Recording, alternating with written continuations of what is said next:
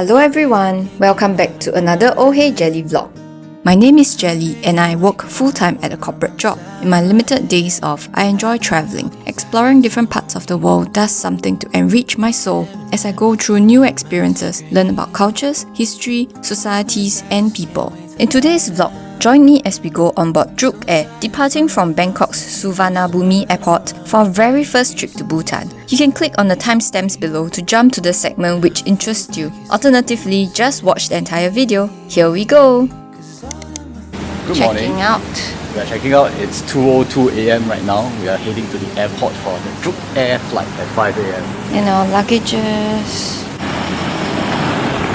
Drukair, the Royal Bhutan Airlines, operates a scheduled network of flights within the South Asian region from Paro International Airport, which is 80 minutes of driving distance from the capital city of Thimphu. Drukair currently serves 10 international destinations and 3 domestic destinations within Bhutan, connecting the country to the rest of the world. 2:20 now and we are preparing to check into our flight to Bhutan. So the flight from Suvarnabhumi Airport, Bangkok to Paro is at 5 AM in the morning. We will actually reach Bhutan at 7 AM in the morning. So basically we have day one, the entire day one to cover. And we also felt like we wanted to break up the trip a little bit. Instead of taking a full-fledged 5 hours flight from Singapore to Bhutan, just broke it up so you can enjoy it.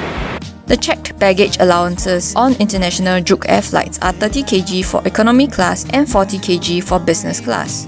Busy Mr. P, waiting to go onto our plane.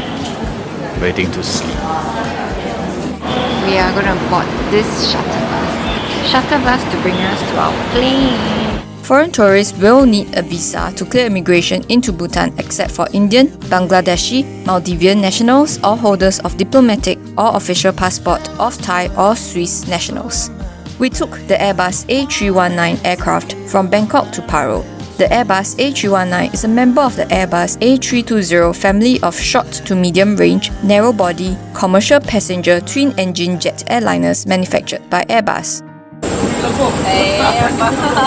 The A319 carries 124 to 156 passengers and has a maximum range of 6,900 kilometers. The seats are arranged in a 3-3 configuration. You will be treated to an extremely scenic flight with views of the stunning Himalayan mountains. Be sure to request for a window seat on the left side of the aircraft when flying into Paro from Bangkok.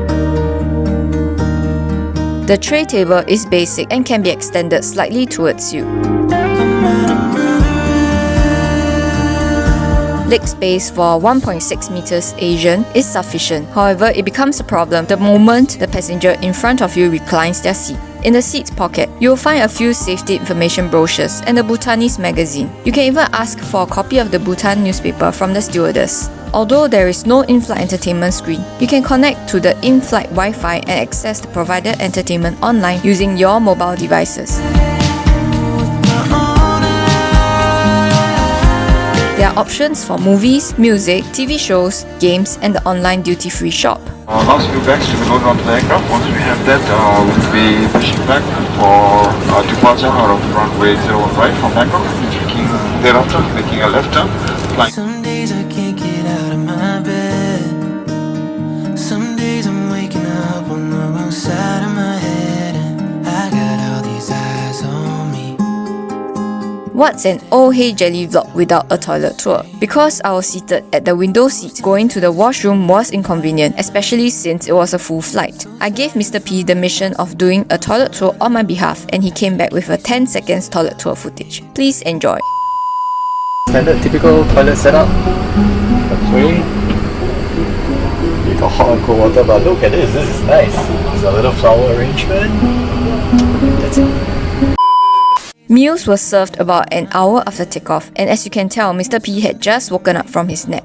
It's kinda tough on the steward and stewardess to serve meals while we are going through mild turbulence. You can even notice them wobbling a little. Considering that it's an airplane meal, I must say that it is quite delicious. Mr. P opted for the tomato pasta, while I went for the standard English breakfast set, consisting of eggs, potato wedges, a sausage, and some spinach. The meal also came with a small cup of yogurt, jam, and butter for the croissant and an assortment of fruits. Take the air out of Living up to the reputation of being sustainable, the cutlery we were given is made out of natural birch wood. Inside the same packet, you will find salt and pepper condiments. There's turbulence. You may notice that the camera keeps shaking. That's because there was a considerable amount of turbulence on this flight route. Our trays were shifting on the tray table while we ate, and we had to drink our beverages until it was about half cup just to avoid spillage.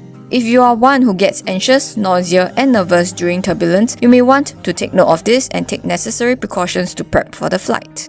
Since we are on the topic of meals on board, this was what we were served for lunch from Paro back to Bangkok. Rice with chicken and vegetables. There was also a side of chilled pasta salad, a bread bun, and brownie for dessert. We watched the sunrise turn into daybreak on our flight into Paro. It was mesmerizing to observe the change in scenery outside our little window as the minutes went by. As we approached Paro Airport, we saw more mountains and we started flying above clouds, then in between clouds, and then above clouds again.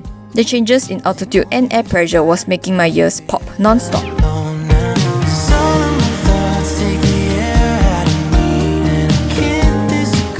We would go on to see this view 4 more times due to repeated failed landing attempts and poor visibility. The cabin music was also really hypnotic and sleep-inducing. I kept drifting in and out of sleep while the pilot tried to land the plane. Here's a soundbite of the music.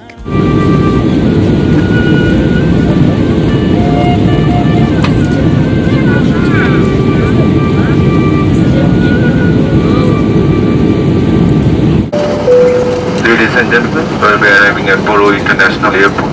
Please ensure that your seatbelt is securely fastened, your tea table is folded back, the seat bags are bright, and your window shade is open for landing.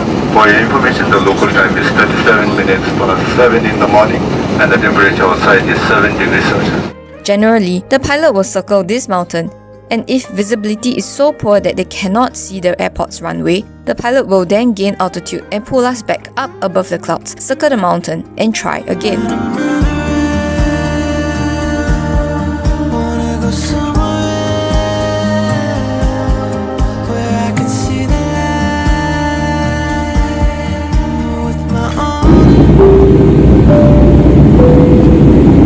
Ladies and gentlemen, on the flight deck, your captain once again bring the clouds in a very low cloud over Paro Manila, and we're going south of Paro, and we'll be holding for about 20 minutes, and as the sun comes up, should help lift the cloud, and good to continue our approach to Paro.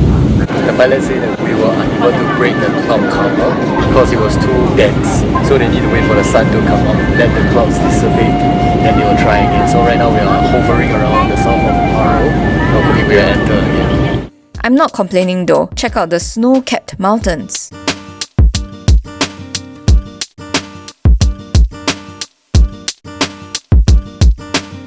A few inches later, We'll be arriving at Drukair Bodoloi International Airport, Guwahati. For your information, the local time is 41 minutes past 7 in the morning. Thank you, interested. So, Bad news. We were unable to break the cloud cover 4 to 5 times, and I think the plane is running out of fuel, so we are making a temporary diversion stop to an India airport that's nearby, so that the weather can clear up and we can refuel at the same time. It's going to cost us half a day, I think, guys. And I'm not too sure what the travel disruptions are. Not too sure if the insurance covers anything. But it may mean that we may miss some sites in Bhutan. But it does mean that we checked off India, so it's actually plus 2 it's big check out. This is the first time. temporary diversion. Yeah, it's my first time too. Well, better safe than sorry.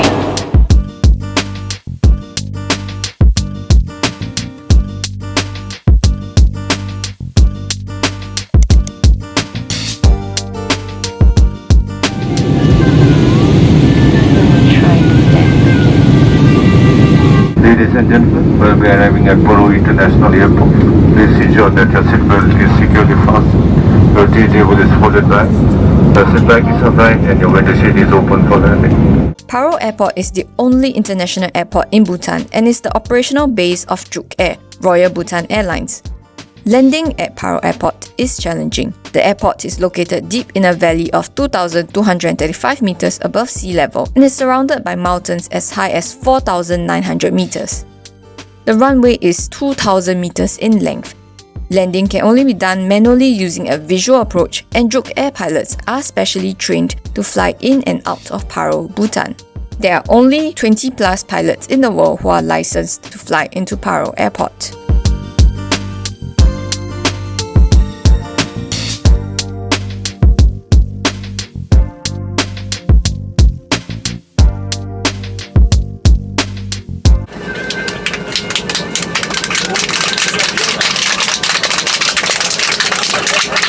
Dari nabu kiara, na jeporo gisane tino kemi tilu.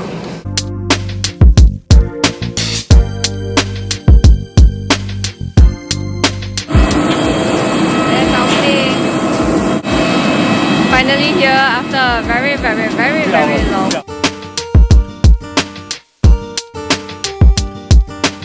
The weather is pretty cool, nice.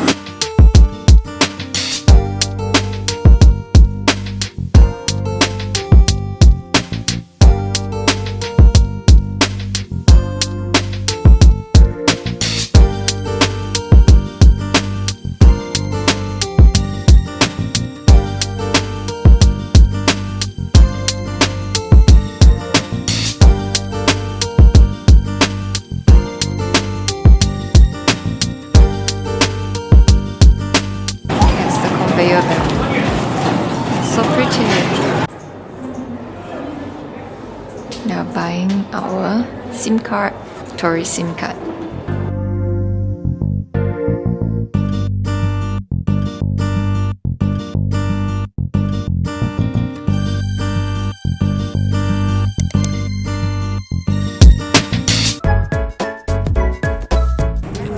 This is the Viewpoint.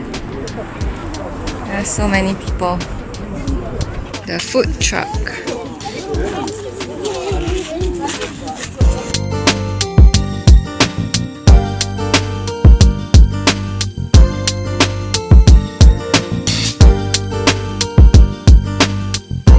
Last time yours also same, you know. But Just maybe like a sketch, yeah. sixes.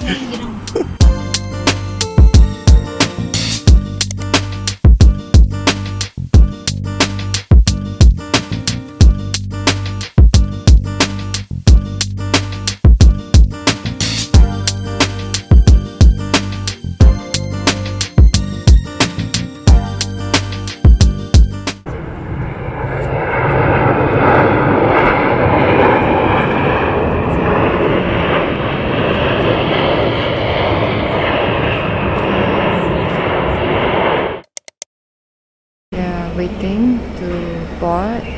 This is the waiting area. It's a pretty small waiting area. You can make your stamps here and print it too. And there's a letterbox. How cute. Cold airport there. We are going home. Okay, not really, but we are leaving Bhutan.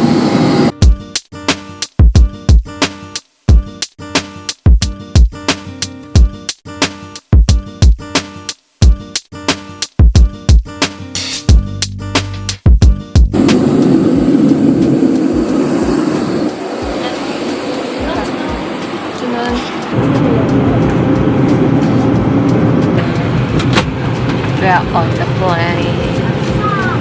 Good afternoon, ladies and gentlemen. Your captain speaking. My name is Dandam. In the initial part of the flight, we may encounter some mild turbulence. Once we get out of the valleys and into the plains of India, we should be experiencing good weather and calm winds and smooth flight. We will be crossing over into the Indian airspace in 10 minutes to fly over Kuch Bihar, entering into Bangladesh in 15 minutes before we finally enter into Thai space in 2 hours and 10 minutes to make our approach.